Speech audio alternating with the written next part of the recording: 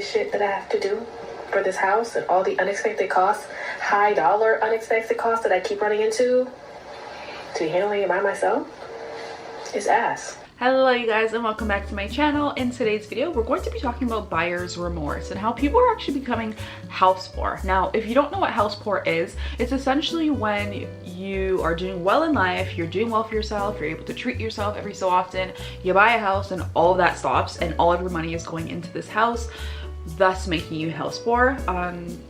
That's my definition anyway. I'll put a real definition up on the screen. A lot of people are experiencing house poorness and going poor because of their house, or not being able to live the life that they want because they purchased a house, and as a result they're experiencing buyer's remorse. My fiance and I have not even lived in it for a year, and we had to buy an AC unit already, which is thousands and thousands of dollars. Obviously necessary and worth it, but very unfortunate. We're also trying to plan a wedding, so that was not ideal for the budget.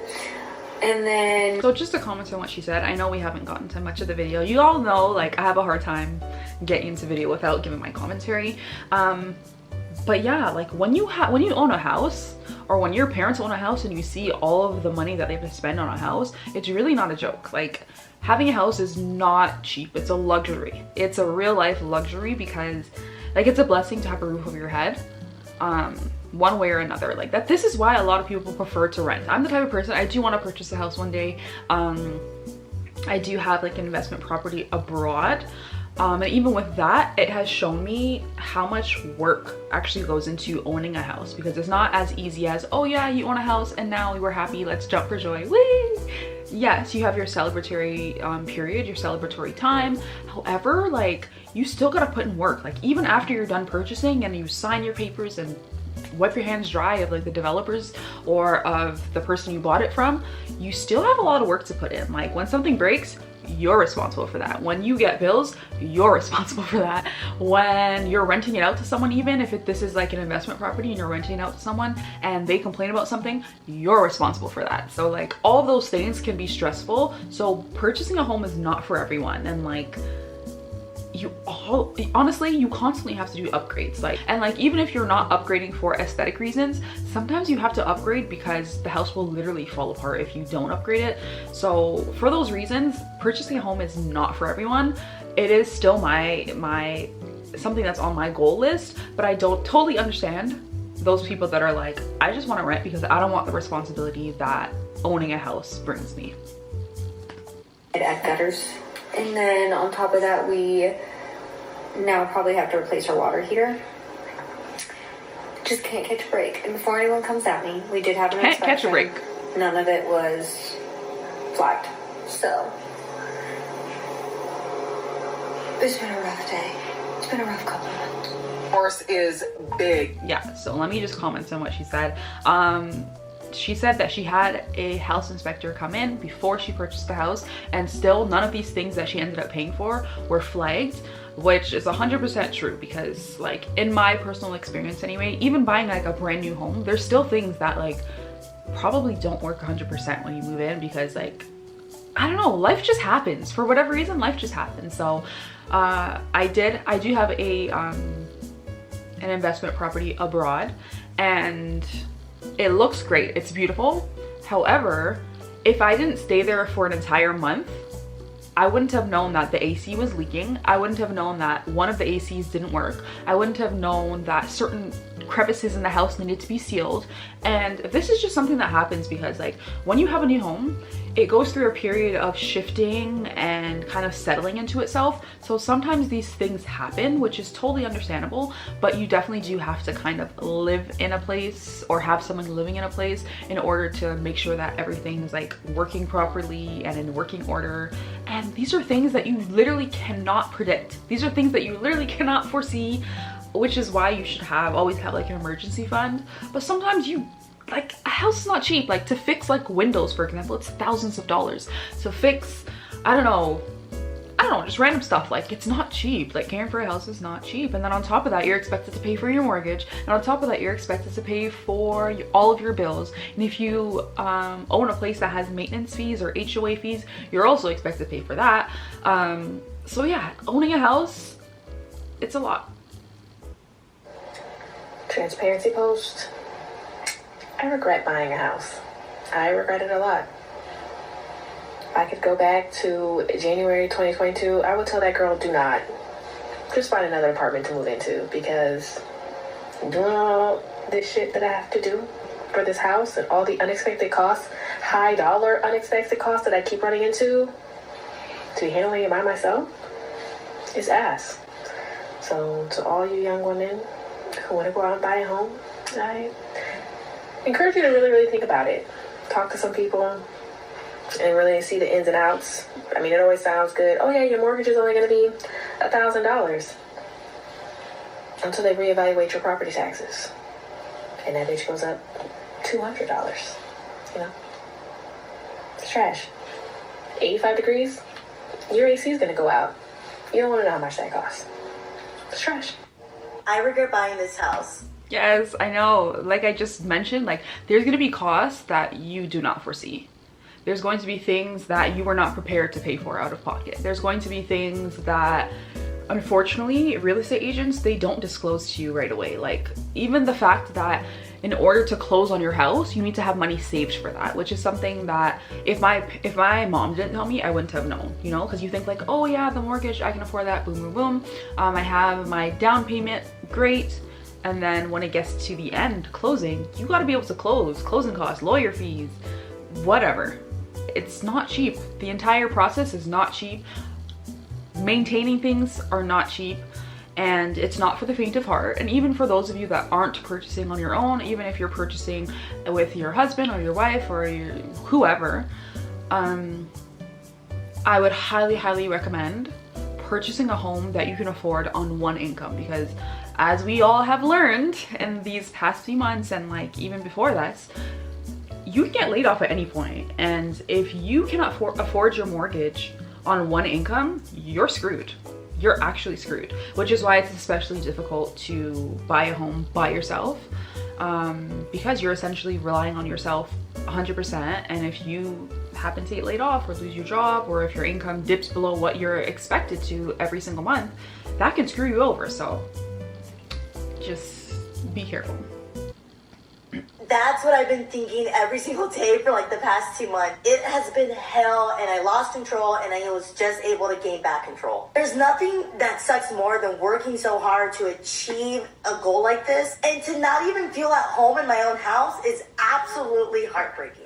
Like, I worked so hard for this house, and I've been homeless before, and I should be grateful, and I am, but with everything going on, it's kind of hard to, but I'm ready, and I have a mindset to completely take ownership of this house and move forward from here on out. I wanted to do everything at once, which was a big mistake. Every single house owner that I've spoken to just told me the same thing. It's a process, it's baby steps, and you're not going to get everything done in one day. Give yourself grace, just focus on the things you need to focus on, and the rest will fall into place. A lot of people... Yeah, so I have a lot of things I want to comment on from what she said. Number one, I have seen so many, well, actually no, backtrack a little bit. First of all, I'm proud of her. She was homeless at one point and now she's a homeowner. That is a big achievement. I know she's probably struggling right now. She's trying to figure things out, but I hope she's able to like pull through, because at the end of the day, if you're able to purchase a home and maintain it and keep things afloat for as long as you can, and like you're able to afford it eventually and it becomes easier, it does become easier, kudos to you, because that's a hard thing to do. And purchasing a home, like you're building equity in that home and the value of it goes up over time. So when you get to an older age, or if you wish to part ways with it eventually, you will have equity built up in your home, as well as the valuation will go up. So it's like, it's a win. Like in long term, it's a win. But yeah, so kudos to her for being able to go from homeless to homeowner. That is a big flex, okay? Second, she was saying how it's baby steps. Like when you move into a home, don't try and tackle everything all at once, because it can become very overwhelming and very expensive very fast. So I have personally seen people in my own neighborhood that have, because I've lived at this house for like 17 years. We're the first and only owners of this home. So we've seen these houses build up, and a lot of us were new homeowners at one point. And you know, when you purchase a home, you want to move in, make it your own. You want to do upgrades here and there, but truly, baby steps is the best way, because you don't want to rush and put everything on your line of credit or put everything on your credit card, and then you realize, oh my gosh, I have to pay my mortgage, I have to pay this line of credit, I have to pay this credit card, and it becomes overwhelming really fast. So baby steps is definitely the best way, because you don't need to feel rushed into making this house aesthetic, because I know there's this like big thing about everything being aesthetically pleasing these days, including your home. But frankly, not all of us live in an aesthetically pleasing home. Like, honestly, to own furniture and to have a fully furnished place, fully decorated, everything's upgraded, like that is a luxury. Like, I have been living in this home for 17 years, me and my family, and I literally only upgraded my bathroom last year to my dream bathroom. Like, I got a new vanity, did a new shower, new tile, like everything, a full gut, brand new. We only upgraded our bathrooms last year. So that should tell you a lot about how expensive it is to upgrade things in a home and how slow you should take things. And I took my time and purchased these items one by one, stored it in the garage. So like, I purchased the tiles at a discounted price.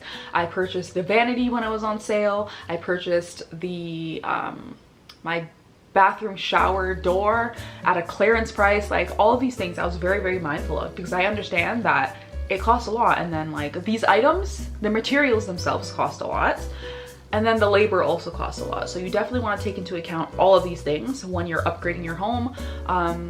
And it sucks to start a project and not finish it. So definitely save when you're about to do a project. Try not to put things on a credit card or a line of credit. If you can save for it and then do that thing, it'll feel a lot better, it'll feel earned, and it won't stress you out, you know? So, but yeah, all that being said, this young lady mentioned that she had rushed into, I guess, upgrading things in her home, or she rushed into doing certain things when she moved in, which then, like, your expenses for the month go up, which is the last thing you want to do when you move into a new home. You want to keep your expenses as affordable as possible until you get a grip on things and get used to the bills coming out, the mortgage. That's another thing. A lot of people forget that not only are you paying a mortgage, you're also paying bills. Like, you're paying for your utilities by yourself. So yeah, let's just keep all of these things at the front of our mind when we're purchasing a home.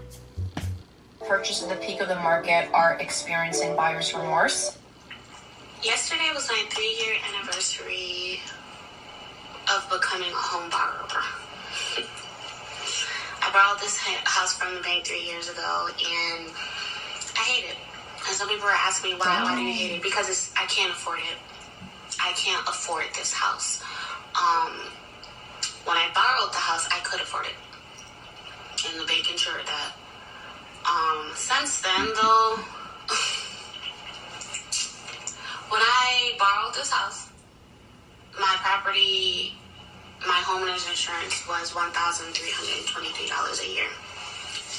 Today, 3 years later, my homeowner's insurance is $2,654 a year. That is a little over $100 increase, which is added to my payment. I bought a house and I regret it, but it's not for the reasons you think. It has officially been 1 whole year since becoming a first-time homeowner. And here's some reasons why I wish I didn't buy a house. 1, I was blindly following millennial boomer advice. You know how they're always like, buy a house, do an investment property, rich dad, poor dad. They're not wrong, but I realized I have 0 thoughts about becoming a landlord. 2, I did it to do the right thing and appease my Asian parents. If you have Asian or immigrant parents, you know we are brainwashed from the moment we slide out the cooch to make our sole goal of buying a house as soon as possible. And as someone that did it at 24, let me tell you, doing the right thing isn't always the best thing for you. Like, why am I in the suburbs? My brain is not built for the suburbs. 3, I should have waited for the prefrontal cortex to finish developing. Of course, I feel so lucky to have been able to buy so young. But what I wanted at 24, I don't want anymore. And I wish I had more life experience before making such a big commitment. So a question that I get. First of all, she's funny as hell. A lot of these stuff that she was saying was 100% true. Sometimes we just want to purchase a home or purchase like or reach these certain life achievements because other people are telling us that this is like the best thing to do. But honestly, only you know what's best for you. So try not to fall into the trap of, oh yeah, other people are doing it, so this must be the right thing to do, or my parents told me to do this, or so-and-so told me to do this, so maybe I should do this. Listen, like, if you are the one that's going to be paying for certain aspects of your life, you need to make sure that what you're signing up for is what you actually want, because when those bills hit and when that mortgage hits, you have no one else to blame but yourself. So, but kudos to her for sticking it out for a whole year. That's an accomplishment. If she really hates it as much as she says she does, then maybe she should look into selling it. Hopefully the valuation has gone up over time. I don't know. But definitely owning a home, being a landlord, all of those things, they definitely have a lot more, there's a lot more to it than just the clean cut, oh, buy a house, become a landlord, rent it out. Like, no, there's stuff that happen in between that will literally stress you the hell out, like literally. If you don't think you're the type of person to deal with stress well, if you're not the type of person to be able to like compromise or, you know, like flow with the wind and be fluid and be flexible, then like maybe home ownership is not for you right now. Definitely consider all these things before purchasing a home. I would definitely recommend even watching some of these videos to see if this is actually something that you really want to do. If you're actually ready to sign up for some of these things that people are mentioning, like, do you have what it takes to push through, you know? Because it's not an easy thing to do. It's definitely something to be proud of. It's definitely an achievement. It's definitely an investment, but it's not for everyone. That's all that I have for this video. If you like these types of videos, don't forget to give it a thumbs up and to subscribe for more videos like this. If you have any questions or any suggestions, just put it in the comment section down below, and I'll catch you guys in my next video. Bye!